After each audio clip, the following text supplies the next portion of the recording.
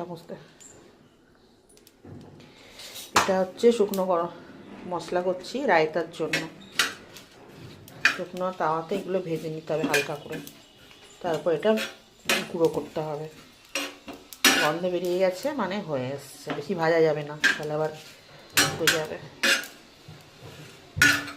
এর মধ্যে আছে ধনে, মৌরি, জিরে, শুকনো লঙ্কা আর গোলমরিচ, আর আছে কারি পাতা।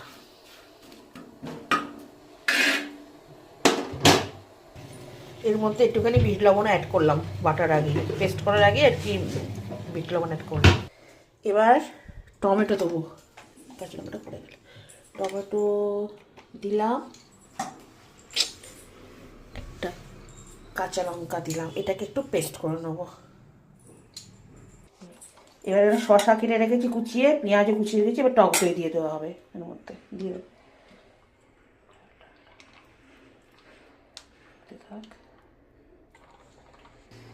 এবার যে টমেটোটা পেস্ট করলাম কাঁচা লঙ্কা একটা দিয়ে, সেটা এবার দিয়ে দেবো এর মধ্যে।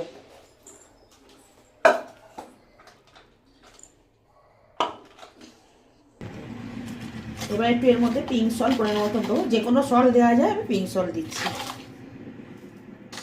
এবার যে মশলাটা করলাম গুঁড়ো ভাজা মশলাটা, সেটা একটু দিয়ে দিচ্ছি এর মধ্যে, ভালো করে দিচ্ছি।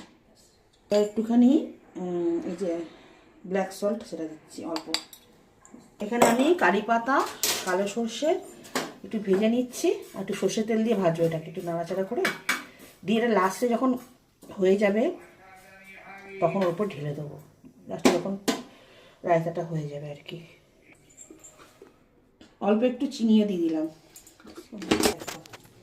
এবার মোটামুটি হয়ে গেছে, এবার এর মধ্যে দিয়ে দিলাম কারি পাতা, সর্ষে আর সর্ষের তেল দিয়ে একটুখানি দিয়ে দিলাম।